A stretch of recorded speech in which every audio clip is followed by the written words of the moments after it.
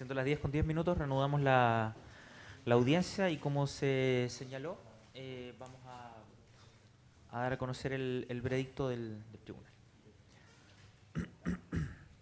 Bien. Santiago, lunes 8 de octubre de 2018. Vistos. Que reunida la sala del segundo tribunal de juicio oral en lo penal de esta ciudad, llevándose a cabo la audiencia de juicio oral en causa RIT 325-2018, seguida contra el acusado Rafael Eduardo Garay Pita, y habiendo deliberado después de haberse clausurado el debate de rigor, de conformidad con lo dispuesto en el artículo 339 del Código Procesal Penal, ponderando todas las pruebas rendidas en el transcurso del mismo, con arreglo a las normas contenidas en el artículo 297 del mismo cuerpo legal, ha llegado a la siguiente decisión. Número 1.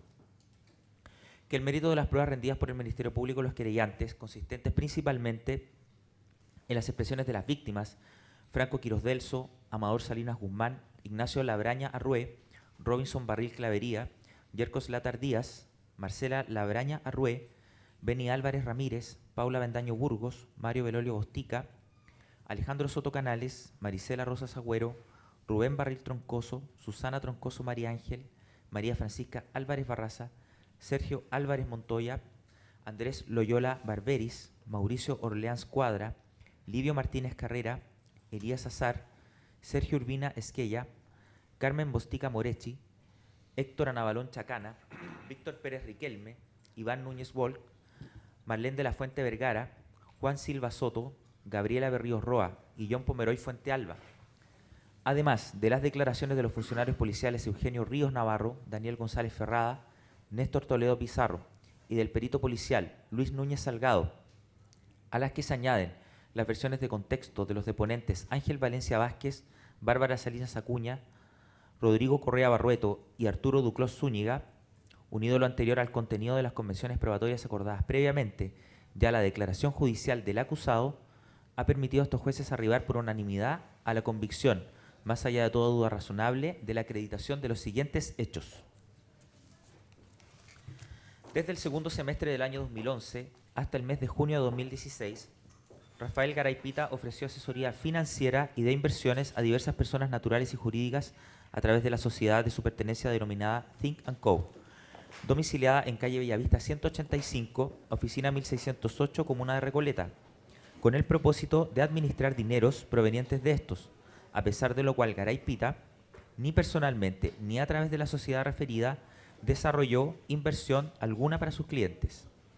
Garay Pita cimentaba además sus competencias y sostenía su credibilidad en sus títulos profesionales y en su constante aparición en diversos medios de comunicación y redes sociales, en las que demostraba contar con un profundo conocimiento sobre transacciones financieras nacionales e internacionales y economía.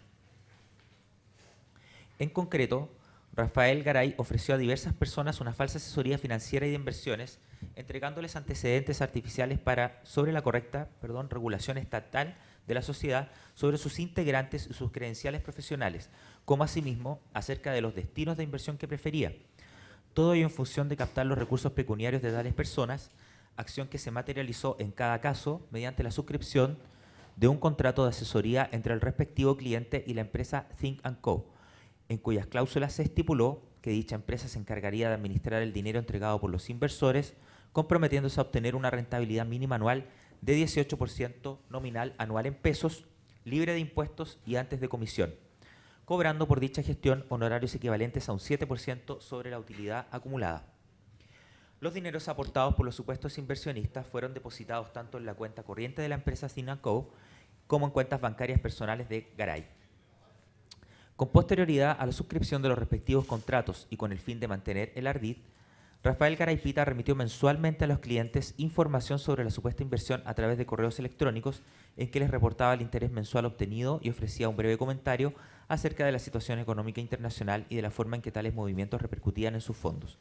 Incluso en algunos casos entregó a algunos de los clientes inexistentes utilidades que provenían no de la inversión, sino de los dineros que otros usuarios le entregaban para su administración. Los engaños antes descritos fueron efectuados respecto de cada una de las siguientes personas, en las fechas que respectivamente se indicarán, por los montos de dinero invertidos y por las cantidades que finalmente no fueron devueltas. 1.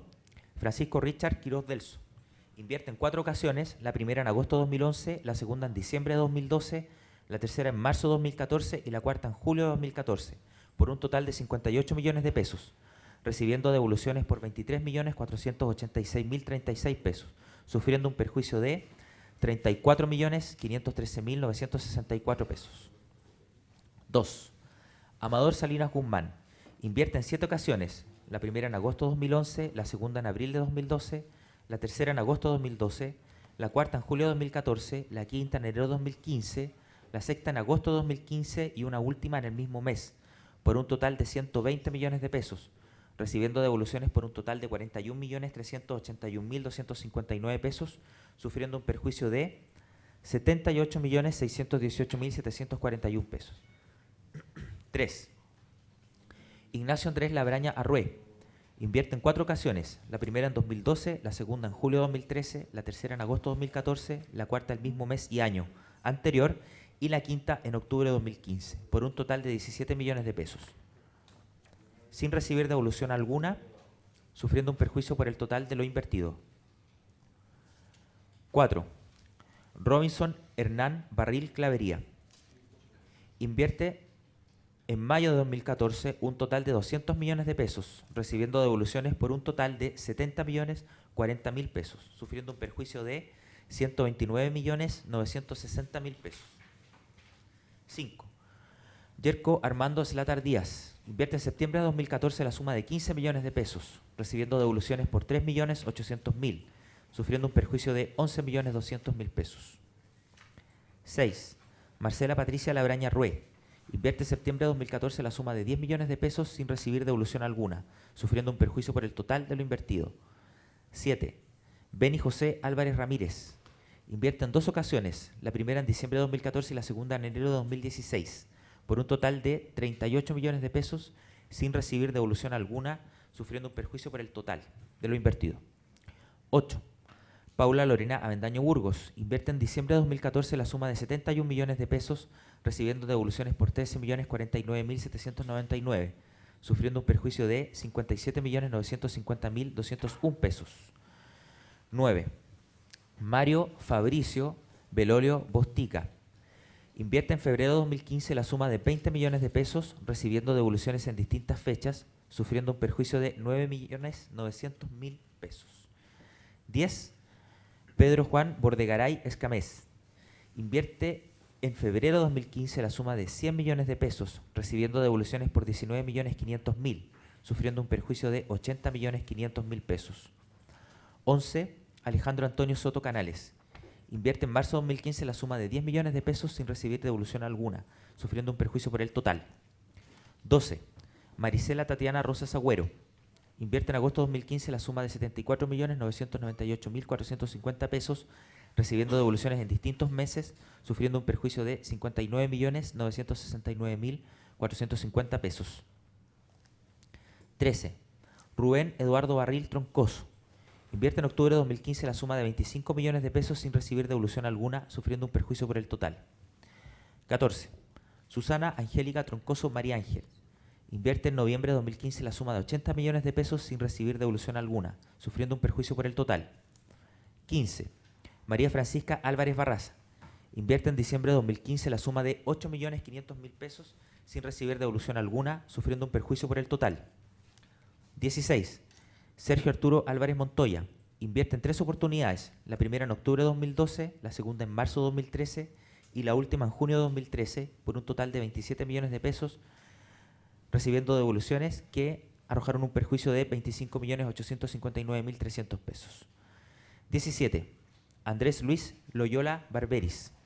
Invierte en 2 ocasiones, la primera en noviembre de 2015 y la segunda en enero de 2016, por un total de 60 millones de pesos, recibiendo devoluciones por un total de 5.148.000, sufriendo un perjuicio de 54.852.000 pesos. 18. Mauricio Mario Orleans Cuadra. Invierte en octubre de 2015 la suma de 150 millones de pesos, recibiendo devoluciones en distintas fechas, sufriendo un perjuicio de 133.752.500 pesos. 19. Livio Antonio Martínez Carrera. Invierte en 5 ocasiones, la primera en marzo de 2013, la segunda en abril de 2013, la tercera en mayo de 2014, la cuarta en septiembre de 2015 y la quinta entre abril y junio de 2016 por un total de 137.600.000 pesos sin recibir devolución alguna, sufriendo un perjuicio por el total.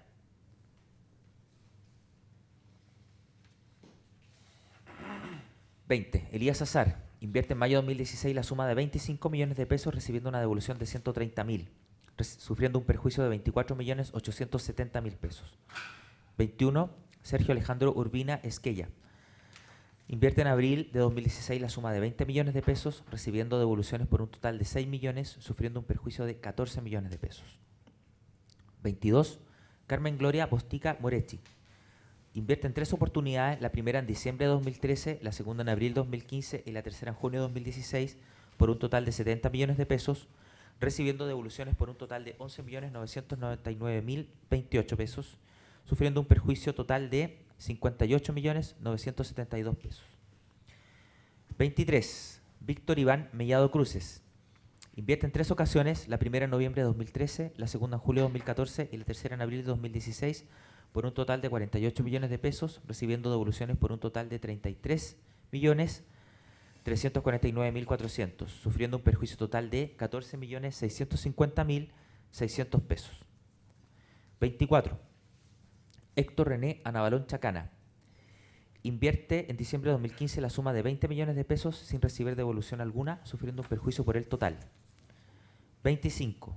Víctor Israel Pérez Riquelme invierte en 2 ocasiones, la primera en abril de 2016 y la segunda en junio del mismo año, por un total de 59 millones de pesos, recibiendo devoluciones por 1.300.000, sufriendo un perjuicio de 57.700.000 pesos.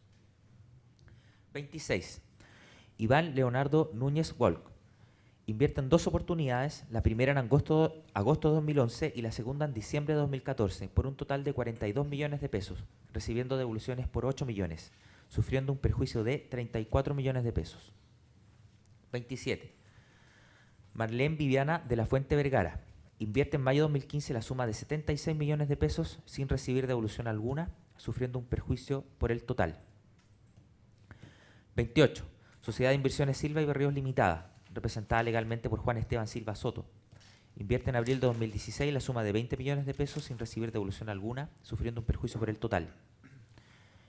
Por último, 29, John Pomeroy Fuentealba invierte en 3 ocasiones, la primera en diciembre de 2012, la segunda en marzo de 2014 y la tercera en mayo de 2015, por un total de 44 millones de pesos, recibiendo devoluciones en distintas fechas, sufriendo un perjuicio por 32 millones de pesos.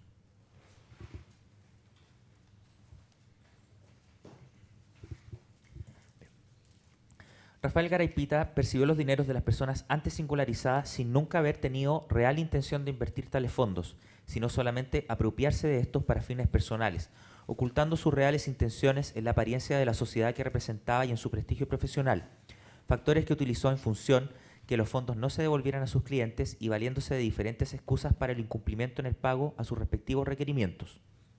En tales circunstancias, en el mes de junio de 2016, comunicó en redes sociales el cierre de la empresa debido al falso padecimiento de una enfermedad terminal, previa devolución de los fondos sin cobro de comisión a sus clientes, y al mes siguiente anunció la liquidación del negocio de inversiones, dando a conocer que un abogado de su confianza se encargaría materialmente del proceso mientras él recibía un aparente tratamiento médico fuera del país y precisando falsamente plazos máximos para la devolución de los dineros invertidos a los clientes, términos que aprovechó para salir del país a principios de septiembre de 2016 en pleno conocimiento de no contar con recursos pecuniarios suficientes para proceder al pago de sus obligaciones contraídas y con la nula intención de otorgar una solución real.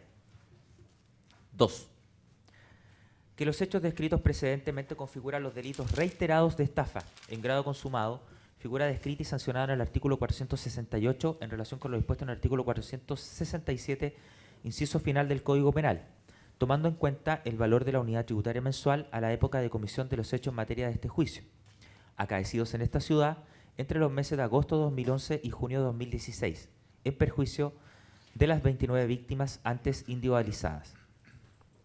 En efecto, de los testimonios aportados por los directamente afectados en los ilícitos cometidos, se desprende que el acusado fue en la mayoría de los casos contactado por las víctimas quienes, atraídos por el nombre, prestigio y constantes apariciones en distintos medios de comunicación y redes sociales, buscaron su asesoría y consejo. Es así como los denunciantes Amador Salinas, Ignacio Labraña, Francisco Quirós, Robinson Barril, Yerkos Latar, Marcela Labraña, Víctor Pérez, Juan Esteban Silva, Alejandro Soto, Elías Azar, Carmen Bostica y Víctor Mellado recurrieron a distintos métodos de ubicación del imputado a quien no conocían personalmente, logrando de esta forma requerirle y consultarle acerca de adecuadas opciones para rentabilizar recursos pecuniarios, lo que derivó en que Rafael Garay les ofreciera un aparente producto de asesoría en un fondo de inversión propio y que decía manejar personalmente con promesa de ganancia por sobre el promedio ofertado por la banca formal, aspectos que condujeron a los denunciantes a firmar contratos de honorarios y asesoría con el acusado a cambio de la entrega de distintos montos que comenzarían a ser gestionados por Garay, cuya evolución se informaba periódicamente a través de cartonas personalizadas a cada cliente, generando en aquellos la convicción acerca de la existencia de tales inversiones y sobre la efectividad de las rentabilidades obtenidas, último aspecto que llevó a muchos de ellos no solo a mostrarse reticentes a efectuar retiros anticipados de sus dineros, sino aún más a incrementar los montos de inversión.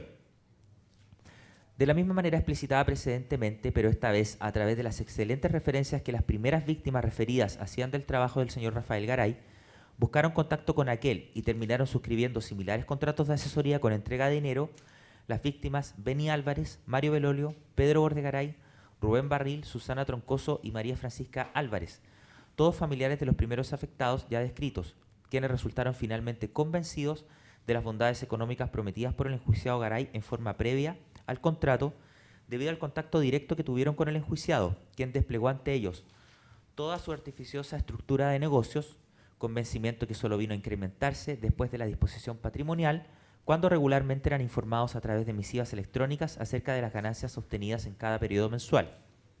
En otros casos menos recurrentes, de acuerdo a lo testimoniado por las propias víctimas, el acusado Garay se prevalía del conocimiento previo que por circunstancias de la vida tenía de algunas personas, como resultó en el caso de Paula Bendaño, a quien conocía por haber sido compañeros de colegio en Concepción, o en cuanto a Andrés Loyola y John Pomeroy, con los cuales había cursado estudios universitarios en la misma ciudad, todos quienes luego retomaron el contacto con Garay por distintas vías y les fue ofrecida lamentada asesoría de inversión falsa.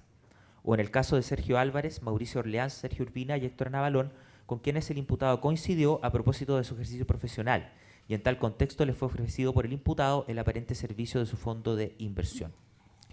Por último, y solo respecto de tres víctimas, Iván Núñez, Marlene de la Fuente y Marisela Rosas, el enjuiciado mantuvo con aquellas una relación de amistad previa por muchos años, lo que le permitió acceder a altos grados de cercanía y confianza con los afectados, características que facilitaron el momento oportuno para ofrecer su falso negocio, al que estas víctimas prestaron su consentimiento sin mayores dudas.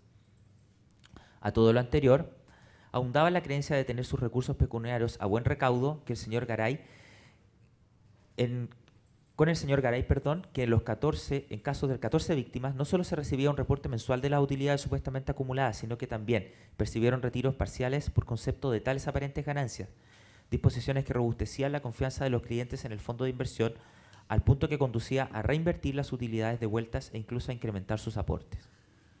Abunda la creación de una apariencia de negocio en la actuación de Garay Pita con sus víctimas, el hecho comprobado que aquel mantenía una casilla electrónica con referencia a la empresa que lideraba, la que utilizaba para generar y mantener contactos con sus clientes, a lo que debe añadirse que confeccionó material publicitario de alta calidad en que explicitaba sus servicios, material que entregó a parte de los afectados para impulsarlos a invertir, y describía una aparente organización funcional de su empresa, indicando con precisión los fines de su negocio, las actividades de inversión que prefería, los motivos incluso éticos que lo impulsaban a decidirse sobre determinadas inversiones y, por último, la singularización de reputados profesionales que aparentemente detentaban cargos directivos y gerenciales en la empresa, ninguno de los cuales ejerció realmente actividad o función alguna en esta.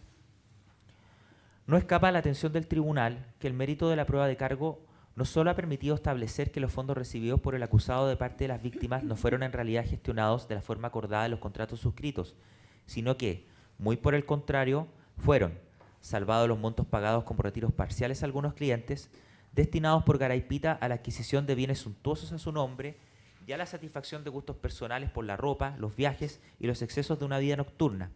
Ello a pesar de tener plena conciencia que los dineros de muchos de los clientes que captaba correspondían al fruto de décadas de trabajo, como fue el caso de las familias Barril Troncoso, Núñez de la Fuente o el caso personal de Marisela Rosas y de Livio Martínez, reproche que resulta aún mayor en la situación de Víctor Mellado Cruces, quien dispuso de gran parte de su patrimonio en favor de Garaipita en la esperanza de poder administrar de mejor forma la única fuente de ingresos potencial que mantenía, debido a un grave accidente laboral que lo imposibilitó de generar recursos futuros mediante el trabajo.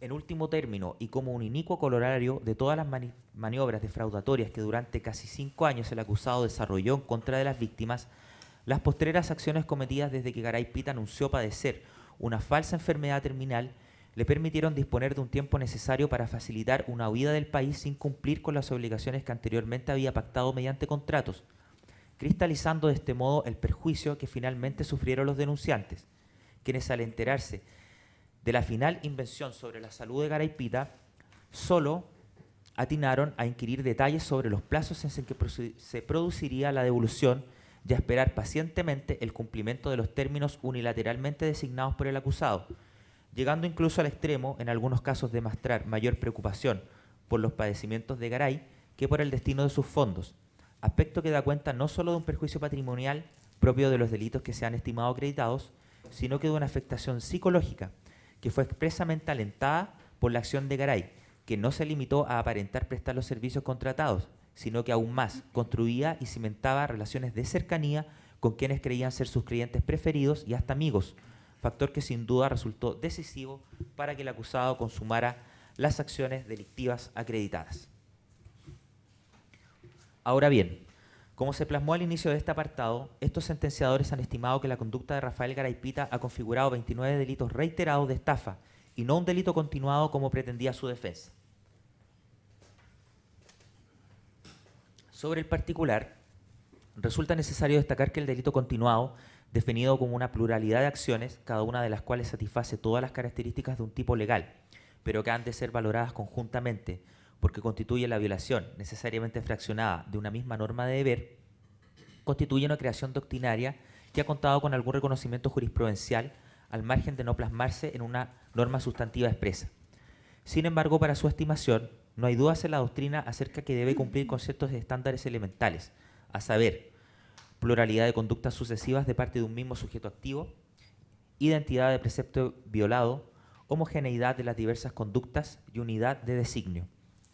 En la especie se cumple con los requisitos de pluralidad de iguales delitos y con la identidad única del sujeto activo, más no se aprecia en la prueba rendida la configuración de una conducta homogénea en las acciones desarrolladas por el acusado, toda vez que, como se explicitó en párrafos anteriores, los métodos de que se valía Garaipita resultaban diversos e incluso personalizados en el abordaje y atención a sus clientes, quienes también recibían tratos distintos en la aparente ejecución y desarrollo de los servicios contratados, puesto que a unos los convencía de no retirar los montos invertidos, mientras a otros les remitía mensualmente dineros a cuenta de falsas utilidades mensuales. De la misma forma, los plazos de los contratos suscritos por los afectados tenían vigencias diferentes y en algunos casos, debido a reinversiones que aquellos hacían motivados por el engaño de altas utilidades, los contratos se fusionaban para unar en una sola inversión los montos ingresados a la supuesta gestión de Garay, de modo tal que las conductas llevadas a cabo por el acusado en el periodo comprobado diferían dependiendo de la concreta relación que cultivaba con sus víctimas y de sus características personales, aspecto que claramente no se condice con una semejante forma de consumar los comportamientos ilícitos. 3. Que la participación del acusado Rafael Garaipita en los delitos reiterados de estafa que se han tenido por acreditados ha sido establecida por estos jueces en calidad de autor material, de conformidad a lo dispuesto en el artículo 15, número 1 del Código Penal. Participación que resultó establecida con el mérito de la prueba antes referida, de la que se desprende que a aquel le correspondió una intervención inmediata y directa en su ejecución, al haber sido reconocido por las víctimas como a quien se encargó personalmente de ejecutar todos los actos tendientes a ofrecer y acordar asesoría financiera a los afectados, quienes se entregaron de manera presencial montos diversos de dinero con los que no se efectuó la prometida inversión, siendo destinados a fines de satisfacción personal del imputado, circunstancia que, además de ser establecida a través de una serie de testimonios de cargo, fue descrita con detalle por el propio enjuiciado.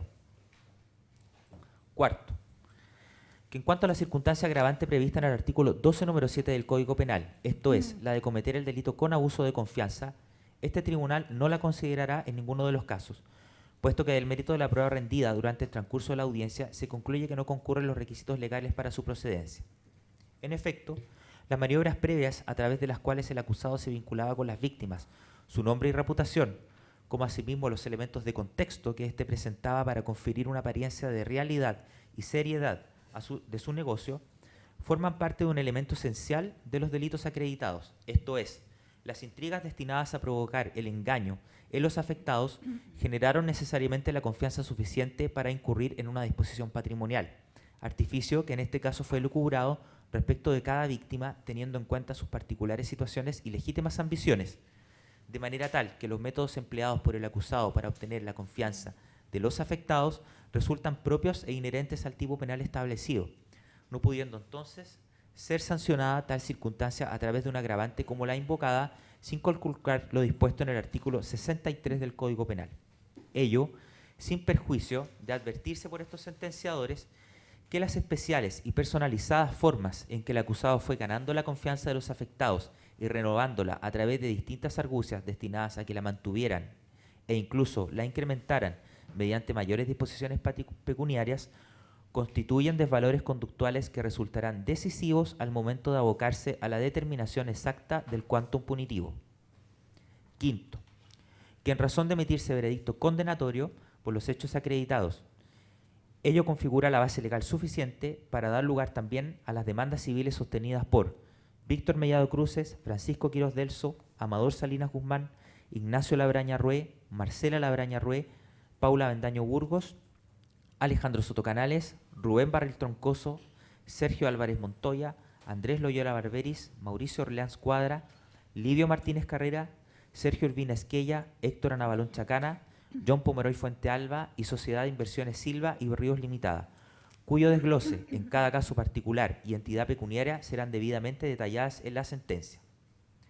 Sexto, que en virtud de lo anterior y demás consideraciones que se señalarán en la sentencia respectiva, se declara en consecuencia que se condena a Rafael Eduardo Garay Pita como autor de los delitos reiterados de estafa en grado consumado, previsto y sancionado en el artículo 468 en relación con lo dispuesto en el artículo 467, inciso final del Código Penal, todos cometidos en esta ciudad entre los meses de agosto de 2011 y junio de 2016 en perjuicio de las 29 víctimas antes individualizadas. La sentencia definitiva será redactada por el magistrado Nelson González Valenzuela y su comunicación se llevará a cabo en la audiencia del día jueves 18 de octubre de 2018 a las 11 horas, en sala a determinar de este tribunal, quedando los intervinientes notificados en este acto de esta resolución. Reitero, jueves 18 de octubre de 2018 a las 11 horas. Dispóngase la devolución de los otros medios de prueba incorporados por el Ministerio Público.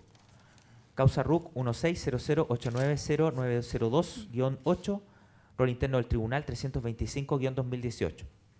Deliberación pronunciada por la Sala del Segundo Tribunal de Juicio Oral en lo Penal de Santiago, integrada por los jueces titulares don Raúl Díaz Manosalva, don Pablo Toledo González y don Nelson González Valenzuela.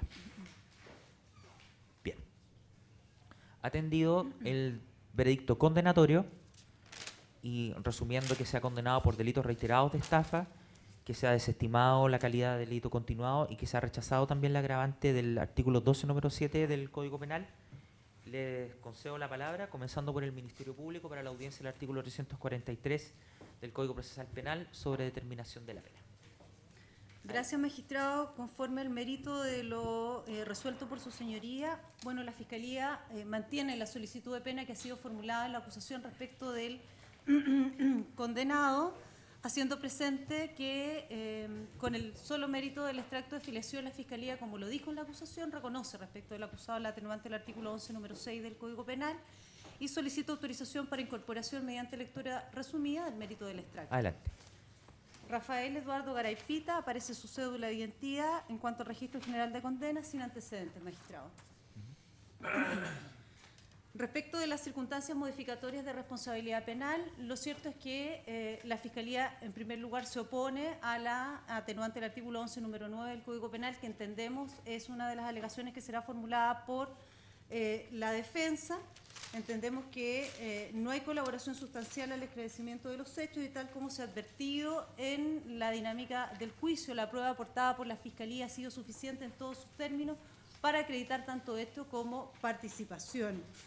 Y en ese sentido solicitar, negándose esa colaboración sustancial, punto sobre el que voy a desarrollarme un poco más, solicitar evidentemente la aplicación del artículo 351 del Código Procesal Penal, teniendo presente el veredicto del tribunal en cuanto a estafa reiterada respecto de 29 víctimas. Haciendo presente, magistrado, que si aplicásemos solo el artículo 74 del Código Penal, que es el que establece la acumulación material precisamente por una reiteración de delitos de la misma especie, el ejercicio sencillo, el ejercicio respecto de la comisión de 29 hechos o 29 estafas reiteradas daría un total superior a 69 años de privación de libertad, que ciertamente escapa a las reglas de proporcionalidad. Y en ese sentido, la regulación del artículo 351 del Código Procesal Penal, que establece la acumulación jurídica, permite al tribunal aumentar la pena en 1 o 2 grados. ¿Cuál es la alegación de la Fiscalía? Es considerar incluso que en este caso parece razonable sustentar la aplicación de 2 grados de aumento para efectos de discusión de pena, 1 o 2 grados. ¿Pero por qué 2 grados? Precisamente por la forma y circunstancias de la comisión del hecho delictivo, considerando el número de víctimas afectadas, considerando la forma y circunstancias que ha sido referido finalmente por el tribunal en el propio veredicto. En ese sentido, magistrado, y ahora sí me detengo en la eventual consideración de la colaboración sustancial al esclarecimiento de los hechos y por qué la niega la Fiscalía, precisamente por cómo lo ha dicho el tribunal. Finalmente, lo que alegará la defensa es que desde que regresó el condenado a Chile ha prestado declaración, prestó declaración en Fiscalía, prestó declaración al inicio de esta audiencia, pero ciertamente nada de lo que se dijo modificó en ningún término los antecedentes que ya se habían incorporado a la carpeta investigativa y que fueron vertidos durante todos los días de la audiencia de juicio. Por el contrario, su declaración lo único que trataba de transmitir al tribunal era hacer presente sus problemas de alcohol o sus trastornos de personalidad para justificar una conducta que ciertamente no resulta finalmente justificada. Claramente, como aparece en el veredicto de su señoría, lo que hace el acusado es finalmente huir del país, obtener e inventar esta enfermedad falsa para poder hacerse el tiempo necesario para poder evadir finalmente la acción de la justicia y procurar incluso el asilo en Rumania. Y a propósito de ese antecedente, se logra finalmente saber dónde se encuentra y generar finalmente este proceso de extradición forzosa. ¿Qué es lo que ha dicho durante sus alegaciones la defensa y que también se hace cargo el Ministerio Público? Que no ha apelado de la resolución que dispuso la extradición del condenado a Chile, pero lo cierto es que aquella circunstancia finalmente que no es un asunto que se encuentra probado en esta audiencia de juicio, como lo es el derecho extranjero, que debió haberlo sido, pero aún así es un evento incierto y que probablemente entendemos habría sido denegado para al acusado. Lo más probable es que finalmente se hubiera confirmado aquella circunstancia. ¿Qué es lo que debería haber hecho para poder entender que hay colaboración sustancial? Haberse quedado en Chile, haberse autodenunciado. Finalmente, en el caso de incluso la última operación que hizo para obtención de recursos, que se acreditó en esta audiencia de juicio, la venta de sus vehículos, 200 millones de pesos que podría haber entregado a las víctimas y que finalmente no hizo, sino que ganó tiempo para salir del país y finalmente huir. Hizo referencia al tribunal al veredicto para efectos de consideración y que es relevante para la Fiscalía para efectos de determinación judicial de la pena, la consideración de cada una de las situaciones de las víctimas. La Fiscalía solo se detiene en 3, la situación de don Livio, que como ya se ha dicho reiteradamente a lo largo de esta audiencia de juicio, sacó sus ahorros previsionales, pagó el impuesto respectivo y entregó esos montos al condenado. La situación de don Amador, que no solamente invirtió en una ocasión, sino en varias ocasiones y que además, a requerimiento del propio condenado, se endeudó en la banca para efectos de aumentar su inversión. ¿Y qué es lo que resultó como efecto del delito? Y ahí entonces la consideración del artículo 69 del Código Penal, ¿cómo resuelve o cómo tuvo que resolver esta situación después de cometido el delito? Volviendo a rehipotecar su casa. ¿Qué decir de la declaración dramática de la familia de Concepción? La situación de don Rubén Barril, que fuimos todos testigos en esta audiencia, que ni siquiera fue capaz de verbalizar de manera inmediata su propio testimonio. Hubo que hacer un receso en esta audiencia de juicio para que él pudiera explicar al tribunal lo dramático que ha resultado en su vida, y esos son efectos del delito relevantes para efectos de la determinación judicial de la pena. Explicar al tribunal que fueron 40 años de sacrificio en su vida y de toda su familia para que sencillamente entregarlo y perderlo definitivamente. Pero esos son solo 3 casos. Son 26 víctimas más que también tienen una historia de afectación que dice relación con precisamente las consecuencias derivadas de la comisión de este hecho delictivo. Lo cierto es que la Fiscalía se opone a dicha consideración y adelanta también respecto de lo que entendemos va a sostener la defensa en cuanto a la eventual atenuante del artículo 11, número 7 del Código Penal y esta reparación celosa del mal causado. ¿Qué es lo que hay en carpeta judicial? Lo que hay es un remate forzoso del inmueble que funcionaba en Recoleta y un aporte que hace durante la investigación el acusado que importa una reparación para las víctimas que se resolvió en sede de garantía y una suma para cada uno de ellos de 700.000 pesos. Magistrado, 700.000 pesos, y si volvemos solo al hecho o solo al momento en que el condenado vende los vehículos y recibe una suma aproximada de 200 millones de pesos, si no huye del país, se queda en Chile, decide hacerse cargo, como dice ahora que pretende hacerse cargo del mal causado, ¿qué es lo que podría haber entregado a cada víctima? Como mínimo 7 millones de pesos. Ahí eventualmente podría haber algún antecedente para considerar, pero lo cierto es que 700.000 pesos, habiendo estado en condiciones de poder reparar debidamente y no lo hizo, manifiestamente la Fiscalía también se opone a dicha consideración. Entendemos que 2 grados, de acuerdo al artículo 351, permite hacerse cargo, 2 grados, digamos, considerando la reiteración del delito, permite hacerse cargo no solo de una reiteración de 2 hechos, son 29. 2 grados permite hacerse cargo y establecer una sanción proporcional a la gravedad del hecho delictivo. En ese sentido, magistrado, la Fiscalía también se detiene sobre 2 puntos relevantes. Uno, y que también lo ha entendido así la doctrina, que dice relación con la culpabilidad. ¿Qué posibilidad tenía el condenado para haber detenido su conducta delictiva? ¿Estaba en condiciones de haber actuado de otra manera, dicho en otras palabras? Por 5 años mantuvo esa circunstancia. Por 5 años no cambió su conducta delictiva. Es decir, y la segunda circunstancia, el móvil del delito. ¿Por qué comete este delito? Es por un móvil sencillamente superficial. Eso es lo que quiere lograr, es una vida de lujo, una vida suntuosa. Esos antecedentes también son relevantes en concepto del Ministerio Público para efectos de establecer el móvil del delito. Él estaba además en condiciones de haber detenido su actuar, de haber considerado la gravedad de cada uno de los testimonios formulados por las víctimas al momento de hacer sus inversiones. ¿Qué decir de la circunstancia del señor Mellado? ¿Qué decir de la circunstancia del señor Barril, que le dice, antes de firmar el contrato, le dice, tú sabes que estos son 40 años de mi vida? Lo sé, le dice el condenado. ¿Y qué hace? Recibe el dinero. Y además se lo gasta. Y aparece como acreditado y antecedente relevante para efecto de determinación de pena. ¿Cómo se lo gasta? Ya sabemos, como lo ha entendido el tribunal, ni 5 pesos de inversión. Nada. Se lo gasta todo en una vía de lujos, un móvil netamente superficial, antecedentes relevantes para efecto de determinación judicial de pena. La Fiscalía mantiene la solicitud formulada en la acusación. Bien, le voy a hacer una pregunta así, de acuerdo a lo que se pidió en la acusación y a lo que usted alega en esta audiencia. Usted, o la Fiscalía, digamos, usted en particular, alega subir 2 grados. Dice que concurre una sola atenuante. La pena no nos cuadra. Sí, claro. Debiese ser mayor, ¿no?, a lo que pidió. Sí. Entonces le pregunto, ¿por qué? El tribunal quiere bien. saber, digamos, cuál es la postura en ¿Me definitiva. da un Sí, por supuesto.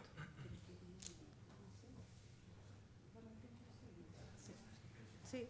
Magistrado, sí.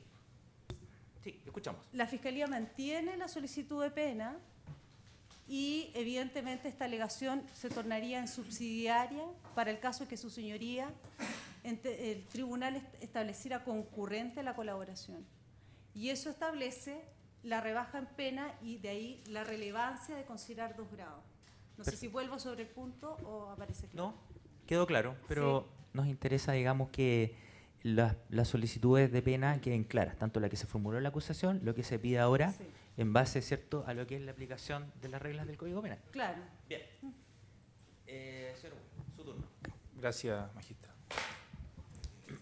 Este interviniente también mantendrá la solicitud de pena realizada por el Ministerio Público y a la que nosotros adherimos, ¿no es cierto?, la acusación de 6 años de presidio mayor en su grado mínimo, atendido el carácter de reiterado de los delitos, ¿no es cierto?, subiendo en 1 grado la pena y en atención a que existe un atenuante que es la de la irreprochable conducta anterior.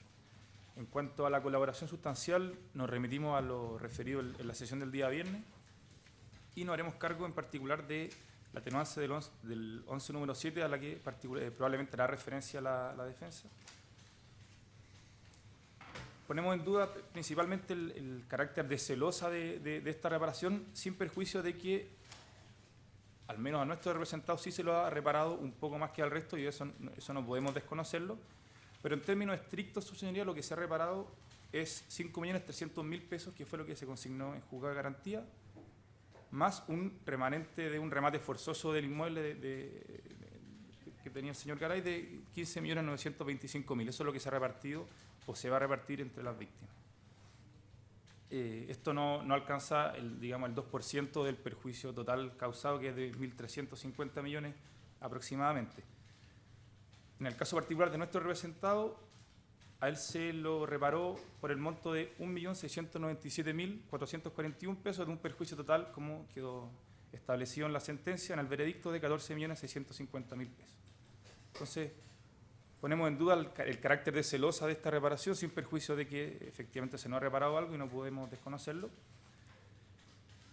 Y es por eso que solicitamos su señoría se condene a pena de 6 años de presidio mayor en su grado mínimo, y en el evento de que su señoría considerara que concurre la posibilidad de imponer una pena sustitutiva, solicitamos que sea desde luego la de libertad vigilada intensiva del artículo 15 bis de la ley 18.216, y que en particular se imponga la condición de la letra D del artículo 17 ter, esto es que el condenado se someta a un programa formativo para el manejo de control de impulsos, de sus adicciones y de su impulsividad. Eso. Bien. Señor Chaguán. Muchas gracias, señoría.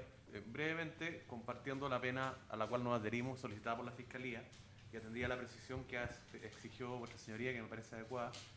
En lo principal, digamos, pedimos que se exacerbe la penalidad vía artículo 351 por los delitos reiterados de estafa en 1 grado, y en el evento que en subsidio se considerara que se configura la atenuante a la cual me voy a referir a continuación, se exacerbara en 2 grados para mantener esta unidad de acuerdo a la forma de determinación de la pena del Código Penal. Ahora, en el propio veredicto se señala una frase bastante importante, cuando señala que a modo de inicuo corolario hay una serie de acciones posteriores a la consumación de los delitos por parte del encartado Garay. Y claro, eso tiene una relación decisiva y directa con el artículo 351, pero sobre todo con el que citó la señora fiscal del artículo 69. Hay un total desprecio, aparte de los ardides y los engaños, el astuto despliegue medio engañoso que hace el acusado Garay, hay un total desprecio por el mal que causa con sus delitos. Y también el propio veredicto lo señala porque hay un aspecto no menor, hay una afectación psicológica por las acciones de Garay a todas y cada una de las víctimas, todas y cada una de las víctimas de estos delitos reiterados y consumados de estafa. De manera tal que creemos que eso tiene que ser considerado vía artículo 69 y en relación del rechazo que solicitamos de la eventual alegación, que no tenemos duda que la defensa lo hará dentro de su rol, del artículo 11 número 7. ¿Y por qué? Porque no hay celo en la reparación. Sí, al señor Mellado Cruces se le dio un plus de reparación y que puede ser muy merecido, sin duda, atendida a su particular situación. Sin embargo, el celo no concurre porque la reparación que hizo el señor Garay, además cronológicamente, el grueso de lo voluntario porque lo otro fue un remate forzoso. El grueso de los voluntarios, estos 4 millones que se depositan, se hacen el día anterior a una audiencia de revisión de medida cautelar, para alegar, en sede de garantía, alegar una eventual disminución en la etapa en que nos encontramos ahora en la penalidad y obtener una medida cautelar de menor intensidad, lo que en definitiva fracasó. De manera tal que creemos que el 11 número 7 no concurre porque no hay celo. Pero además, el remate que se hace es un remate judicialmente forzoso y el remanente lo que se deposita en arca del tribunal. Y con respecto, sé que se tocó en la jornada del viernes, pero muy tangencialmente, respecto al 11 número 9, claramente ese atenuante sí que no concurre, porque claramente tiene derecho el acusado a renunciar a su derecho a guardar silencio, y declaró varias veces, pero declaró una vez que fue traído compulsivamente desde Rumania, una vez que la Fiscalía había acreditado prácticamente todos los extremos típicos y el grueso de los delitos ya en la carpeta investigativa, y declaró sobre qué hizo con el gasto de dinero. Y declaró, recibí tal dinero y lo gasté en tal cosa. Tanto es así que se llegó a convenciones probatorias. Y las convenciones probatorias, si se quiere, es un artilugio procesal que no incide en lo sustantivo de la colaboración sustancial, valga la redundancia, que debería haber prestado. Porque la colaboración es sustancial con la investigación y para acreditar los hechos o para acreditar la participación de otros eventuales copartícipes. Cosa que no concurre de manera tal que, aplicando las normas, muy brevemente, del artículo 74, como correctamente lo señala la señora fiscal, del artículo 351, en lo principal 1 grado, y en el evento que se estime concurrente ese atenuante que rechazamos 2 grados, debería señalarse y cumplirse y condenarse a una penalidad, que es la que pidió la Fiscalía en la acusación a la cual nos adherimos, de presidio mayor en su grado mínimo. Y por ende no nos referimos a los beneficios alternativos porque creemos que no concurren atendida la entidad de la pena. Gracias, señor Chaguán. Señor Bravo, su turno. Este querellante, en representación de las víctimas ya individualizadas, 17 víctimas de las estafas reiteradas cometidas por el encartado, viene a hacer suyas las alegaciones del Ministerio Público en lo que se refiere a la no concurrencia de las atenuantes del 11 número 7 y 9 del Código Penal. En particular respecto del 11 número 7, la reparación llega a ser ilusoria y hasta burlesca respecto de la entidad del daño que se ha causado y el monto de las estafas realizadas por el imputado. Recordemos que de los 2.000 y fracción millones de pesos por los cuales se ha reconocido las defraudaciones, el acusado solamente reparó con un remanente de un remate judicial forzoso efectuado por un banco al cual el imputado no había pagado la hipoteca, los dividendos correspondientes, y por lo tanto fue notificado en el anexo capital ya de la ejecución y no hubo ninguna posibilidad de que ese dinero no se recaudara por los querellantes, respecto de lo cual el Tribunal de Garantía en su oportunidad decretó una medida precautoria sobre el inmueble y posteriormente sobre el producto de ese remate a instancias de este querellante. Producto de esa acción precautoria es que los fondos fueron finalmente depositados directamente por el juzgado civil en la cuenta del juzgado de garantía, disponiéndose en una audiencia de común acuerdo por todos los intervinientes de que se repartiera en forma en partes iguales entre todas las víctimas sin consideración al monto de su perjuicio. Desde este punto de vista, los 600 y tanto, casi 700.000 pesos que se pudieron o se van a repartir entre las diversas víctimas son una gota en el océano, digamos, respecto de la extensión del mal causado por el acusado solo, tomando en consideración el daño material, el daño emergente, producto de la estafa. Por lo demás, solo respecto de algunos delitos podría establecerse, ¿cierto? Si todo el monto que se ha reparado se asignara a reparar el daño de uno solo de los delitos que se cometió, podría considerarse respecto de uno que ha habido una reparación al menos celosa, pero no respecto de los veintitantos restantes víctimas que forman parte de la sentencia condenatoria. En relación a la colaboración que ha prestado el imputado, se ha limitado al reconocimiento de los hechos por los cuales ya la Fiscalía había desplegado una extensa actividad probatoria suficiente como para establecer las circunstancias de comisión y demás elementos de los delitos que se han tenido por acreditado. Nos parece que efectivamente no hay una colaboración que haya sido sustancial y que haya determinado que el tribunal pueda arribar a la convicción condenatoria, ni tampoco a determinar las circunstancias particulares de cada una de las etapas. Finalmente, nosotros instamos como querellantes porque se aplique el artículo 351, exacerbando la pena en 2 grados atendida la extensión del mal causado, teniendo presente el artículo 69 del Código Penal, como ya lo han reiterado otros querellantes, y condenar a la pena solicitada en la acusación particular de 8 años de presidio efectivo. Es cuanto puedo alegar en esta instancia. Gracias. Señor Blanco. En primer lugar, me adhiero a lo ya fundamentado por mis antecesores, en razón de que me opongo, obviamente, a la atenuante del 11.9 y del 11.7.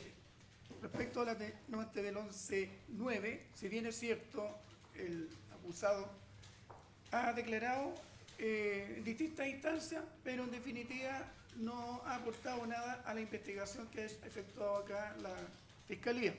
Por lo tanto, en virtud de eso, no corresponde, en mi opinión, considerar esa atenuante. Respecto al atenuante del 11.7, reparar el mal causado con celo, falta el elemento celo, porque lo que él reparó significativamente es una cantidad que no representa más de un 2% de los perjuicios que ha causado. Por esa razón también me opongo a esa causal. Ahora, respecto en nuestra acusación particular, nosotros solicitamos una pena de 8 años, la cual le reitero, pero muy en forma especial que se le niegue cualquier beneficio de la ley 18.216, ¿ya? Dado que cualquier penalidad que tenga es una pena de crimen y la pena de crimen no tiene derecho a esos beneficios. Eso no más sería. Gracias. La defensa. Gracias, señoría. En primer lugar, tal cual fluye de la acusación particular y fluye su extracto de filiación, voy a solicitarle al tribunal que se acoja la atenuante del artículo 11, número 6 de mi representado. Someramente, respecto al artículo 11, número 9, la mayoría de las alegaciones este defensor las planteó en su alegato de clausura y entiendo que las doy por reproducidas en este momento. Lo que sí quiero hacer es 2 menciones que fueron posteriores. En primer lugar, quiero hacerme cargo de lo incluso señalado por parte del veredicto. El veredicto, al llegar a su convicción, sí cita la declaración de mi representado dentro de los elementos que tuvo a la vista para la convicción, y también el llamado que hizo el propio tribunal una vez que acaba el alegato de esta defensa, en el entendido de aclarar los montos respecto a lo que habría señalado mi representado dentro de su declaración. Y por otro lado, haciéndome un poco cargo también de lo señalado por el Ministerio Público, entiendo que la prueba del derecho extranjero, sí estoy de acuerdo con ello, pero el tratado de reciprocidad, el principio de especialidad están consagrados en el Código de Bustamante y en la Convención de La Habana, que son parte integrante de nuestro ordenamiento jurídico. Por otro lado, también voy a solicitar el artículo 11, número 7 del Código Penal, esto es procurar con celo reparar el mal causado e impedir sus ulteriores y perniciosas consecuencias. Voy a solicitar que se le acoja, en primer lugar, haciéndome parte un poco de lo que señala la doctrina el señor Héctor Hernández, el profesor, señala que no se exige una reparación efectiva del mal causado, basta con procurar hacerlo, siempre que se proceda con celos, es decir, como señala la doctrina, con preocupación, sacrificio, desplegando el autor sus mayores posibilidades para obtener la reparación en términos de importar un esfuerzo personal considerable. En este mismo sentido también lo señala el profesor Echeverri en el tomo 2, la página 26, el profesor Curi en la página 494 de su manual y el profesor Garrido Mon en la página 197 del tomo 1. ¿Qué nos quiere decir esto? Que tiene que verificarse por parte del tribunal para acoger esta atenuante las condiciones económicas y la actitud que ha tomado mi representado en estos actos. No tiene nada que ver, como lo señala el señor Chaguán, respecto al móvil que habrá tenido, porque no es una circunstancia del tipo penal que establezca el móvil o el fin que utilice el imputado para estos efectos, y en esto creo que es bastante conteste la doctrina. Y también la jurisprudencia en muchos casos. Señoría, para estos efectos quiero incorporar un certificado emitido por el tercer juzgado de garantía por doña Soledad Sasso Mancilla, que es la jefa de unidad de servicio, que señala que la jefa de unidad de servicio que suscribe certifica que en la causa RUC 16-00-890-902-8 se han realizado los siguientes depósitos de dinero en la cuenta corriente jurisdiccional del tercer juzgado de garantía, Banco Estado, Oficina Santiago San Miguel, y los detalla. En primer lugar, hay un monto de 15.925.797 pesos del 13 de junio del 2018, hay un monto por 100.000 pesos del 4 de mayo del año 2018, hay un monto por 200.000 pesos del 25 de abril del año 2018, hay un monto de 4 millones de pesos del 6 de diciembre del año 2017, y hay un monto de 500.000 pesos del 11 de mayo del 2017, y hay un monto de 500.000 pesos del 4 de mayo del 2017. Por otro lado, también respecto a la citada atenuante, Perdón, ¿cuánto totaliza eso? ¿Tiene un no, total? no tiene el monto, No tiene un total. la certificación, entonces no, prefiero no. Revisamos el documento. Sí. Por otro lado, también hay una certificación de la misma funcionaria del tercer juzgado de garantía y señala que respecto a dichos montos, señala la jefa de unidad de servicio que suscribe la causa RUC individualizada ya del tercer juzgado de garantía de Santiago, existiendo 29 víctimas que forman parte de la acusación y en beneficio de las cuales se ordenó girar cheque por 697.441 pesos. A cada una se deja constancia que al día de hoy faltan girar cheque en beneficio de 5 víctimas. El saldo restante son 3.487.000. Las víctimas que faltan por, señoría, hace un listado de las 29 víctimas. ¿Qué fecha es la solo las certificación? Esta es del 13 de septiembre del 2018.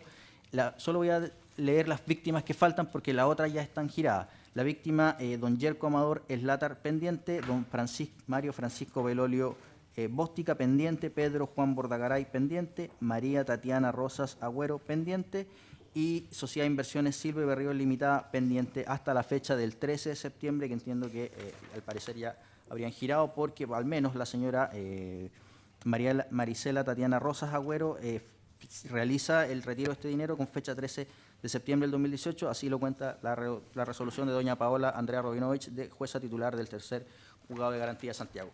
Se ha cuestionado también, señoría, respecto a este inmueble que habría sido rematado judicialmente, y quiero hacer mención a dos escritos y supuestamente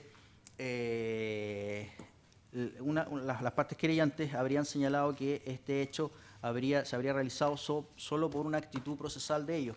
En ese entendido, su señoría, quiero dejar en claro que, y acompaño también el acta de la audiencia del 5 de junio del 2017, en la cual mi representado ofrece dicho inmueble, y por otro lado, dos escritos de los cuales eran su defensa. Uno era el 5 de mayo, en el cual ofrece dicho inmueble, donde no estaba pendiente aún, o no estaba medida prejudicial o precautoria alguna, y fecha 19 de mayo del 2017. Después de estos dos escritos que señala su defensa de ese momento, recién en ese momento las partes realizan una medida precautoria, porque la medida precautoria tiene fecha de 29 de mayo del 2017, y me representaba a través de dos escritos, y por una cuestión de agenda procesal, lógicamente se agenda para el día 5 de junio, cuando ya estaba precautoriado dicho inmueble, pero al momento del ofrecimiento de ese inmueble no tenía medida alguna, al menos dentro del tercer juzgado de garantía, y así consta, su señoría, en los documentos que acompaño.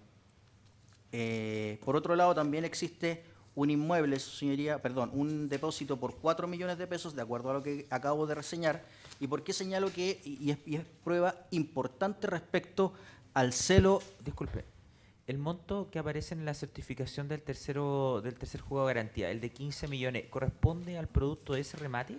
Así es, señoría, 15.925.796. Perfecto, no se había explicitado así. Ah, ya. Continuemos. Es que la certificación no señala con respecto a qué... ¿Cuál es el origen? Pero entiendo claro, que ese es el corresponde monto. al remate. Ya. Por otro lado, hay un monto de 4 millones de pesos. ¿Y por qué? Entiendo, su señoría, y entiendo que es vital también el hecho de señalarle al tribunal de dónde se obtienen estos montos respecto al celo. Y esta es una compraventa de un... Y para muestra un botón que las partes querellantes en este sentido fueron un tanto negligentes respecto a un estacionamiento que tenía el imputado, que el imputado lo vende con fecha, o sea, la inscripción es de fecha 13 de diciembre del año 2017, no tenía medida alguna de incautación, se lo vende a don Mauricio Alejandro Ávila Quinteros, aquí consta la compraventa de don Rafael Garay Pita a don Mauricio Ávila Quinteros, y el monto de esta transacción es de 4.500.000 pesos 500, que se paga en la forma y condiciones establecidas. Derechamente lo único que falta de este estacionamiento, su señoría, son 500.000 pesos que lógicamente mi representado también tiene un hijo y tenía que cumplir con ciertas obligaciones. Y ¿Qué fecha, perdón? ¿Puede reiterarnos la fecha de esa venta? La fecha es señala que la inscripción es del 13 de diciembre del año 2017 y la escritura... La escritura señala, lo adquirió por compra a don Rafael Garay Pita de este domicilio según consta en escritura pública de fecha 30 de noviembre del año 2017, otorgada ante la notaría de esta ciudad de don Álvaro González Salinas, repertorio 66375, por el precio de 4.500.500 pesos, que se paga en la forma y condiciones establecidas en la escritura. Perfecto, está claro. Así las cosas, señoría, entiendo que concurriría el atenuante del artículo 11, número 7 de mi representado. Por otro lado, también mi representado en la audiencia del 5 de junio da detalles de cuestiones incautadas que se le incautaron en su domicilio, entre ellos ciertas obras de arte que por lo demás damos cuenta al tribunal que se encuentran algunas en poder todavía de la defensa, pero para este efecto, su señoría, voy a hacer mención a un ingreso que realiza con fecha, ingreso a la Fiscalía local, que realiza esta defensa el día 1 de marzo del año 2018, y la respuesta o la solicitud de la diligencia, en primer lugar, solicito, de acuerdo a lo conversado con el señor fiscal, se fije día y hora para la entrega de obras de arte ante el fiscal o para intentar reparar el mal causado. La respuesta del fiscal es: se informaría día y hora, se remite a correo al fiscal para estos efectos. Hasta el día de hoy no se han podido entregar dichas obras de arte y las pongo a disposición actualmente respecto a las defensas. Se acompaña también dicha presentación ante la Fiscalía. Entendiendo, su señoría, que se dan los presupuestos de la intención de mi representado, entendiendo también la prueba que se ha rendido, y es importante la prueba que rendió la defensa en el entendido que no se manifiesta por ningún motivo o no se da cuenta de algún bien patrimonial que cuente actualmente el señor Rafael Garay, entendemos que se da por satisfecho el hecho de que mi representado ha entregado absolutamente todo lo que tiene. Hoy día todo lo que tiene está en manos de los querellantes, no tiene absolutamente nada más que la ropa que mantiene en su unidad penal. Por otro lado, señoría, en cuanto a la pena, voy a solicitar, entendiendo esta defensa que concurren tres atenuantes y no concurre ninguna agravante, voy a solicitar que se fije la pena en 4 años de presidio menor en su grado máximo. Y para este efecto, señoría, voy a citar lo que establece el artículo 68, entendido las 3 atenuantes causadas, y también, su señoría, voy a cuestionar un tanto también lo señalado respecto a la supuesta afectación psicológica que habrían sufrido las víctimas. En primer lugar, no se probó de ningún tipo ni punto de vista, excepto a través de sus declaraciones. No hay informes médicos, no hay informes psiquiátricos, no hay informes psicológicos respecto a esta afectación psicológica. Y por otro lado, también voy a solicitar que se tenga en consideración lo que establece la víctima dogmática respecto a este tipo de delitos, entendiendo que es un delito de carácter patrimonial. No estamos en presencia de un delito donde hayan sido víctimas de abusos sexuales o un delito a través de que sean bienes jurídicos que no sean reparables a través de otro punto de vista, a través del dinero, como el homicidio o cualquier otra afectación de lesa humanidad que podrían haber sufrido las víctimas. En ese entendido, hay que también tener en consideración la exposición imprudente que alguna de las víctimas sufrió respecto al riesgo. Mi representado no tenía oficina, no tenía conocimiento en algún momento. Todas las reuniones se realizaron en café, su señoría. El hecho determinante fue que mi representado solo salía en televisión y en ese entendido consideramos que a través de la víctima dogmática debería rebajarse en algún momento la pena respecto a esto. No establecer como una eximente responsabilidad de mi representado, que quede bastante claro. Por otro lado, también quiero que nos restemos o tomemos en consideración también lo que señalé en algún momento, que es bastante particular, que esta estafa piramidal, la menor de todas, se traiga a juicio, y también considerar las penas que se han tenido de estafas piramidales con 3.000 víctimas, como por ejemplo la del caso IM Forex, que se fijó pena en 4 años de libertad vigilada intensiva, y libertad vigilada intensiva. En el caso Arcano, la señora Rají fue condenada a 4 años de libertad vigilada intensiva con 3.000 víctimas y 40.000 millones de pesos. Y el reciente caso de AC Inversion, que el único imputado condenado a penas efectivas es el señor Patricio Santos. Todos los demás imputados que están imputados por delitos que superan, ni siquiera lo duplican, porque establecer desde 1.300 millones a 40.000 millones de pesos son 40 veces más, y estas personas están absolutamente todas con libertad vigilada intensiva y lógicamente con dramas parecidos respecto a lo que establecieron algunas de las víctimas. En ese entendido, la pena la solicitamos en 4 años de libertad, 4 años. Y respecto a la multa, no se señaló el Ministerio Público, mantiene, entiendo, la petición de multa. La petición de multa, entiendo. No hay petición de multa. Se mantiene, perdón. Ya, señoría, en ese entendido, el artículo 70 permite al tribunal rebajar la multa. Solicito que se rebaje, se fije en el entendido que no hay agravantes, y tal cual lo señala el artículo 70, se fije en 5 UTM y se den parcialidades de pago para el pago de esta multa. En cuanto a la forma de cumplimiento, voy a solicitar, como en algún momento ya parece que lo adelanté, la pena sustitutiva establecida en la ley 18.216, esto es la libertad vigilada intensiva, entendido que se cumplen con todos los requisitos del artículo 15 y siguiente. En primer lugar, no ha sido condenado ya que posee irreprochable conducta anterior, y la pena en abstracto, de acuerdo al cálculo realizado por esta defensa, se sostiene. En ese entendido, respecto a los antecedentes sociales y características de personalidad del imputado, señoría, me voy a referir respecto a 2 informes que cuenta esta defensa. El primero de ellos es de don Juan Carlos Cárdenas Anabalón, RUT 10.001.497-1, que es psicólogo, y en la parte conclusiva, si me lo permite, señoría, voy a señalar que el señor Garipita presenta una estructura limítrofe, conducta narcisista y capacidad intelectual normal.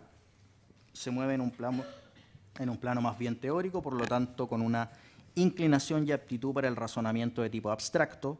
Se observa una capacidad de abstracción e imaginación normal, pero desinterés por los detalles y aspectos más concretos de la vida. Su examen de límite de realidad recae en el rango normal, que permite discernir entre los patrones correctos de los incorrectos, determinados consensuadamente, da cuenta de reconocimiento y validación de la autoridad, lo que facilitaría su eventual proceso de reinserción y cumplimiento de normas establecidas. No presenta trastornos de personalidad antisocial, como el conocimiento que pudiera afectar su proceso de reinserción social. Si bien hay conductas límites, están asociadas al consumo de alcohol. Presenta capacidad de autodeterminación y facultades mentales indemnes. Presenta adecuada capacidad de pensamiento teórico, lo que permite su adaptación social y la resolución de conflictos a través de la vía consensuada, dando cuenta de flexibilidad en su pensamiento. Si hay que tener presente que en situaciones o periodos de consumo de alcohol es factible que su respuesta no sea asertiva.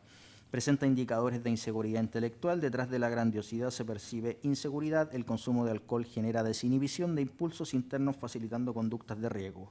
Hay una tendencia a la frustración, por lo que tiende a evitar la confrontación con la realidad que lo vulnera, o se escinde a través del consumo de alcohol. Si bien dicho consumo resolverá el conflicto resolverá los conflictos internos, pero con una sensación de inseguridad que la resuelve desde las competencias intelectuales.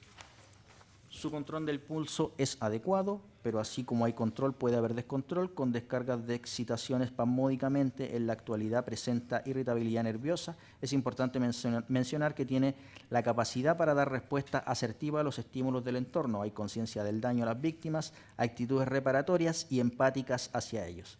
Es importante señalar que estabiliza sus emociones desde lo intelectual, lo que representa un factor protector. Además, cuenta con elementos formales que permiten el adecuado control de sus impulsos, utiliza mecanismos de defensas adaptativos, lo que es coherente a la estabilidad laboral. Desde el punto de vista social, sistema familiar de origen funcional tendiente a la superación psicosocial a través de la vía laboral formal. Su actual pareja, refiere el imputado, manifiesta adecuadas habilidades parentales. Además, ella presenta una adecuada red de apoyo como de control socionormativo. Además, cuenta con las redes de salud adecuada para un tratamiento psiquiátrico.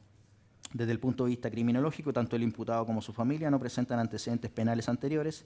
Es capaz de reconocer las consecuencias psicológicas y emocionales de lo que implica un delito. No presenta contagio criminógeno, su grupo cercano con pares prosociales. No presenta factores de riesgo de reincidencia a nivel personal, su tiempo libre y lo proyecta en la realización de actividades prosociales en conjunto con su hijo y pareja. Presenta autocrítica, conciencia del daño, empatizar con las víctimas, lo anterior lo asume en una profunda autocrítica.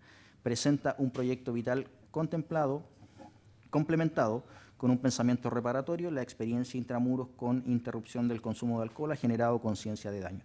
Presentaría una data de consumo de alcohol desde los 16 años de edad. En su trayectoria de vida presentó pérdidas de conciencia y desajustes conductuales. Por lo tanto, en respuesta a la pregunta psicolegal de la defensa privada, el profesional concluye que el peritado, a pesar de presentar una estructura limítrofe, trastorno de la personalidad narcisista, alcoholismo crónico interrumpido, cogniciones antisociales, cuenta con elementos sociales para una medida eficaz en una pena sustitutiva. Su examen de límite de realidad recae en el rango normal, que permite discernir entre los patrones correctos de los incorrectos determinados consensualmente. Se descarta trastornos, rasgos de personalidad antisocial como el pensamiento que pudiera afectar un proceso de reinserción social, si bien hay conductas límites están asociadas al consumo de alcohol. Presenta recursos intelectuales adecuados para conformar cogniciones antisociales. Presenta una adecuada autocrítica, permeabilidad en este sentido, tiende a considerar autoridad, hay apertura al aprendizaje y apertura al cambio. Visualiza factores de riesgo asociados al consumo de alcohol y estructura de personalidad. Además, realza la importancia de un tratamiento psiquiátrico. Por lo tanto, en virtud que presenta características familiares, sociales, personales, psicológicas suficientes y necesarias para responder favorablemente y de manera eficaz a un proceso de reinserción social en el cumplimiento de una pena sustitutiva exigido por la Ley 18.216, modificada por la Ley 20.603, dado que su posibilidad de reincidencia es bajo, se considera eficaz una pena alternativa de libertad vigilada intensiva. Esto respecto, señoría, a las características de personalidad. En cuanto a las características sociales de mi representado, cuento con un informe social elaborado por la profesional Marisol Rodríguez Contreras, perito de la Corte de Apelaciones del bienio 2016-2017, trabajadora social, que señala que el ocupar, en su síntesis profesional, señala el ocupar y malgastar para fines personales de dinero de terceros que le habían sido confiados para ser invertidos se da en un contexto en que su adicción se encontraba desbocada, llegando a emborracharse 6 de los 7 días de las semanas. Desde su ingreso a la cárcel en Rumana, 28 de diciembre del 2016, no ha bebido alcohol, recibiendo actualmente tratamiento farmacológico y psicológico proporcionado por Gendarmería. El evaluado ha sido capaz de reconocer su adicción y condición de salud mental. Hace algunos años habría sido diagnosticado como borderline, teniendo la firme intención de mantenerse limpio, así como de enfrentar terapéuticamente los conflictos no resueltos que lo llevaron a ese lugar. En este sentido, el elemento diferenciador de su etapa de vida se encuentra formado por su pareja Antonella Torelli y su hijo Santino, dándole un nuevo sentido a su vida, así como la motivación requerida para estar sano. Cabe indicar que para Antonella ha sido un proceso difícil de convivir con la historia del referido, especialmente tener que soportar el acoso mediático, así como conocer hechos que ignoraba, como su vinculación a otra mujer y todo lo referido a la utilización de dineros de terceros de manera irresponsable.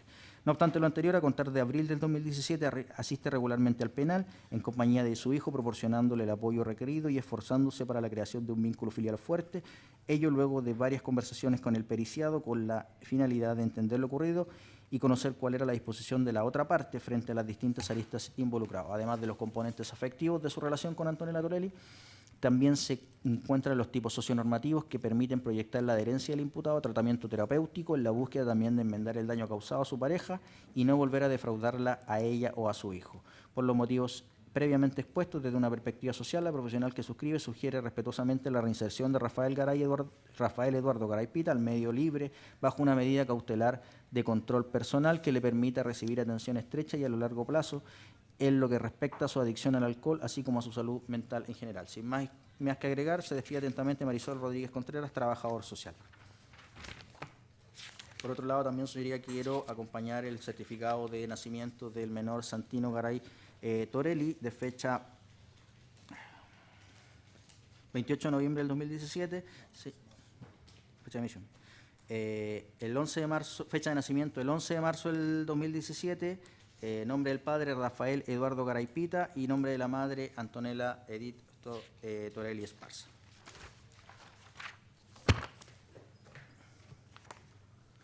Por otro lado, también en el mismo sentido, su señoría, voy a acompañar copias del certificado de la Universidad del Desarrollo que certifica que el imputado posee título de ingeniero comercial a don Rafael Eduardo Garay Pita, RUT 954-2263-2, 29 de julio de 1999, firma doña María Argentina Fernández, subdirectora de docencia. Por otro lado, copia de un certificado de la Universidad Adolfo Ibáñez que certifica que, según consta en el decreto de rectoría número 19-8-2000, 28 de julio del 2000, se ha conferido grado de magíster de Administración de Empresas Internacional Programa a don Rafael Eduardo Garay Pita, Valparaíso, 8 de septiembre del año 2006. Y por último, respecto a los antecedentes sociales, en relación al requerimiento contenido en el oficio de referencia, el YEDE Business School señala que lo dirige a don José Morales Opaso, fiscal adjunto. El señor Garay aprobó las asignaturas del programa de doctorado en Derecho y Administración de Empresas de la Universidad de Lleida, España, cuyas clases fueron dictadas en YEDE Business School desde el año 2007, quedando pendiente presentar y rendir tesis doctoral en España. Firma don Alejandro Ursúa, director general del YEDE Business School Chile. Por otro lado, también, su señoría, esta defensa cuenta con los antecedentes proporcionados por Gendarmería de Chile, en el sentido de que mi representado, el 4 de junio de Santiago, 4 de junio del 2018, el certificado de comportamiento en primer periodo de reclusión señala que don Rafael Eduardo Garay Pita se encuentra en prisión preventiva por el tercer juzgado de garantía, individualiza la causa, presentó durante el primer periodo de reclusión en esta unidad, comprendido durante las fechas del 16 de marzo al 17 de diciembre del 2017, un buen comportamiento. Firma don Luis Muñoz Fuentealba, teniente coronel de Gendarmería Alcaide. Por el otro lado, su señoría, también son varios informes, le pido que lo haga de manera resumida ya. Sí, señoría, estos informes son más cortos. En el fondo voy a hacer mención a que la entrega de antecedentes a través de la ley 20.285 señala el listado de visitas de mi representado, un total de 147 visitas en este informe, en el primer informe, y en el segundo informe el acta de entrega señala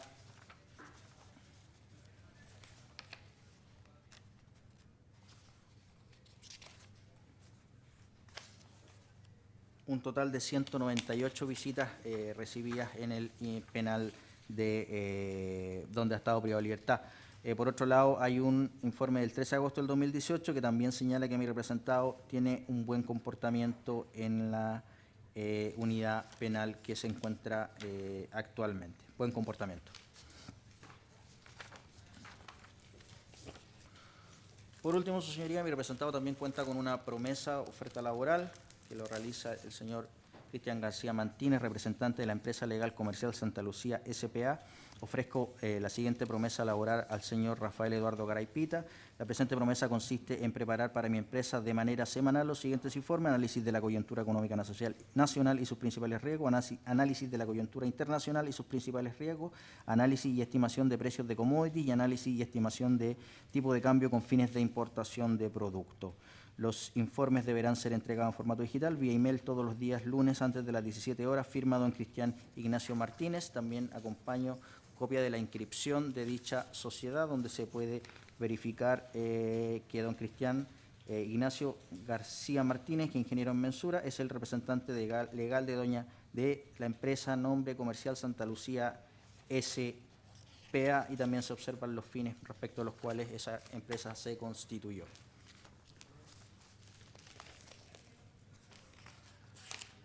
Eso sería, señoría, respecto a la solicitud, respecto a la forma de cumplimiento de la pena sustitutiva, que en resumen es la libertad vigilada intensiva. Respecto a las costas de la causa, en el entendido que mi representado no resultó totalmente vencido, solicito que se le exima el pago de las costas, y respecto al abono de tiempo, respecto a la condena que actualmente se encuentra cumpliendo, creo que lo señalé y aparece en la... ¿Coincide con lo que reporta el auto de apertura? Coincide con lo que reporta ¿El y también reconocimiento? lo señalé y me remito a lo que señala la sentencia de extradición del Tribunal de Apelación de Brazo. Esa sería la alegación. Entiendo que es lo que recoge el auto de apertura, ¿no? Es lo mismo, que, señor. lo que señala la sentencia del Tribunal de Brasil. Bien. ¿Eso es todo, defensor? Sí, señoría. ¿Se van a acercar con algún punto más o no es necesario? ¿Sí? Vamos a la Fiscalía primero. Fiscal.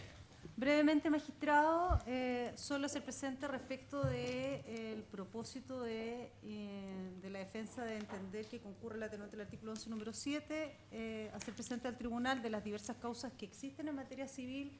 Al menos consta en carpeta judicial respecto de la causa rol 6141-2017, caratulada Banco Santander Chile con Garay.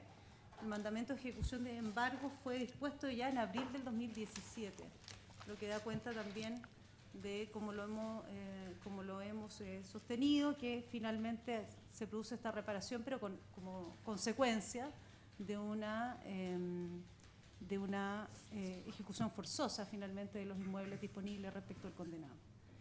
Respecto de la alegación formulada por la defensa en cuanto a la posibilidad de que se otorgue pena sustitutiva de libertad vigilada intensiva, lo cierto es que por la solicitud de pena evidentemente formulada por la Fiscalía entendemos que no es procedente, para el caso en que su señoría estime que sí es pertinente porque la pena permite aquella circunstancia.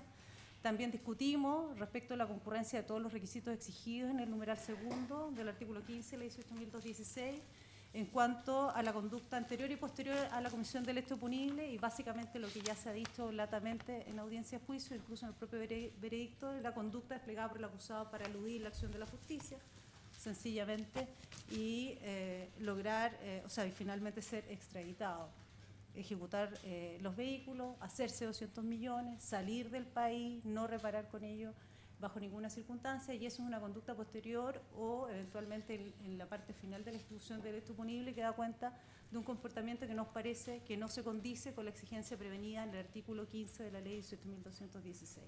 Y en ese entendido entendemos entonces que no sería procedente y también debería ser pena efectiva, más allá del quantum de la pena.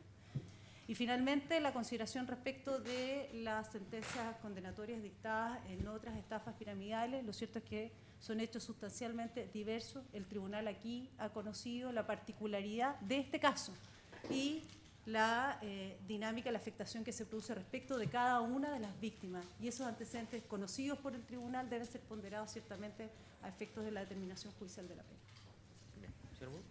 Brevemente, magistrado, en relación a lo señalado por la defensa respecto de la extensión del mal producido por el delito y en particular respecto de la falta o del menor perjuicio psicológico que estos hechos habrían ocasionado a las víctimas, señalar que por máxima de la experiencia no puede sino concluirse que la ansiedad y la angustia que produjeron, ¿no es cierto?, estos delitos de estafa en todas las víctimas, pero en particular respecto de algunas de las señaladas como Robinson Barril, que perdió, ¿no es cierto?, el fruto de una vida de trabajo, Amador Salinas, que se endeudó por alto monto por nuestro representado, que perdió una indemnización laboral que era, como se ha señalado en reiteradas ocasiones, el dinero con el que pretendía vivir él y su familia por el resto de su vida. Creemos que no puede razonablemente afirmarse que no existe o que la extensión del mal producido por el delito es menor o no existe. Eso. Está bueno. Sería muy breve. Me sumo a lo que dice la fiscal respecto a la improcedencia de pena sustitutiva, pero una precisión en relación a la alegación que hace la defensa. Entiendo que ya se hizo cargo el colega de mi oficina el día viernes. Nos toca por cuestiones profesionales participar en una de las estafas que señaló el colega de la defensa. El caso Asa Inversions, el señor Santos fue condenado en el RIT 1496-2016. La Fiscalía, entre sus atribuciones, ofreció un procedimiento abreviado, nosotros nos opusimos, y la magistrado del octavo juzgado de garantía lo condenó a 5 años de presidio efectivo. No está con libertad vigilada. Gracias. Señor Bravo, ¿algo más? Sí, solamente precisar respecto de la colaboración que podría haber significado el hecho de arribar a convenciones probatorias, incluso en algunos casos reconociendo mayores perjuicios que los pretendidos por los mismos querellantes. Eso ha de acotarse solamente a esos casos particulares, respecto de los cuales pudo haber sido efectivamente de parte del condenado un gesto, digamos, en cuanto a reconocer mayores perjuicios que en realidad en la práctica ninguna reparación conlleva para ninguna de las víctimas. Solo, insisto, respecto de esos casos en los que existiera esa diferencia, pero no respecto de los demás. Así como la reparación del mal causado solamente podría predicarse respecto de uno o dos delitos por el monto de lo que se consignó, también en relación a la colaboración, si es que se estima que ese acto condenado puede significar algún tipo de colaboración, solamente ha de acotarse de forma muy marginal a esos delitos respecto a los cuales se establece esa diferencia, sin perjuicio de que las convenciones probatorias existen por razones de economía procesal, no por razones sustantivas, como ya se ha señalado por otros intervinientes. Es decir, mal podría la defensa ampararse en una convención probatoria, siendo que pudo haberla renunciado en su oportunidad para después, fuera de tiempo y de contexto, invocarla como una posible colaboración y atenuante de la responsabilidad del acusado. Eso en cuanto a las alegaciones que tenemos que hacer en relación a lo señalado por la defensa. Bien. Señor Blanco, ¿algo más? Solamente agregar, su señoría, de que sostengo de que, como lo hemos manifestado tanto en la acusación particular como en el alegato, de que insistir en que no tiene derecho, ya por cuanto a un beneficio de las penas sustitutivas de la ley 18.016, en razón de que las penas de crimen, ya como la pena mínima legal son 5 años día. En consecuencia, estamos en presencia de estafa reiterada y con una penalidad de crimen. Por misma razón, solicito que se le niegue cualquier pena sustitutiva Bien. de la ley 18.016. Había señalado ese mismo argumento. Defensor. Señoría, brevemente respecto a lo que señaló el fiscal o la señora fiscal respecto al remate del inmueble. El remate es respecto, y el dinero que se incautó respecto al remanente del dinero que se obtuvo de la pública subasta, y ese dinero no se encontraba incautado a la fecha del ofrecimiento de mi representado. Mal podría en algún momento optarse que en abril del 2017 fue o se decretó mandamiento de ejecución y embargo respecto a este inmueble, toda vez que lo que se reparó fue el saldo de ese remate. En ese entendido entendemos que sea la conducta requerida por el artículo 11, número 7.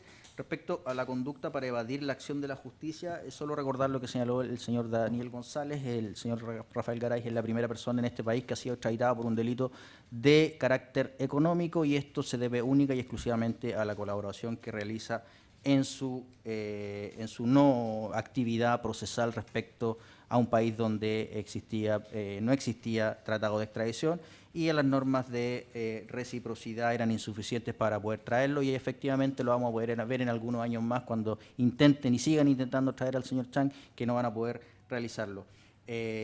También recordar que mi representado, a través de las consultas que se le hizo al señor Luis Núñez, se dio cuenta del dinero respecto al cual habría reparado a través de 200 millones de pesos, alrededor de 200 millones de pesos, respecto a personas que no fueron víctimas de este delito, a clientes que no fueron víctimas, y ahí está el dinero, y claramente tomó una mala decisión porque no se encontraba asesorado, y por otro lado también estaba con un trastorno del límite de personalidad desatado. Lógicamente tomó malas decisiones, pero una vez que se pudo reencauzar, sí lo hizo respecto a esa actividad. Y por último, respecto a los casos que acabo de citar, IM Forex, el señor Pantoja, que terminó con 4 años, Es efectivo que el señor Patricio Santos fue condenado a 5 años libertad, no a libertad vigilada intensiva, a 5 años efectivos de un total de 25 años que se le solicitaron, pero los coimputados Dubó y el hermano del señor Santos sí se encuentran con libertad vigilada intensiva respecto a 3.000 víctimas y un monto de 40.000 millones de pesos. Bien. Concluimos entonces el debate sobre terminación de la pena. Les recuerdo entonces que esas alegaciones serán resueltas junto con la sentencia que se comunicará el jueves 18 de octubre próximo a las 11 horas en este tribunal. Con ello concluye entonces la audiencia.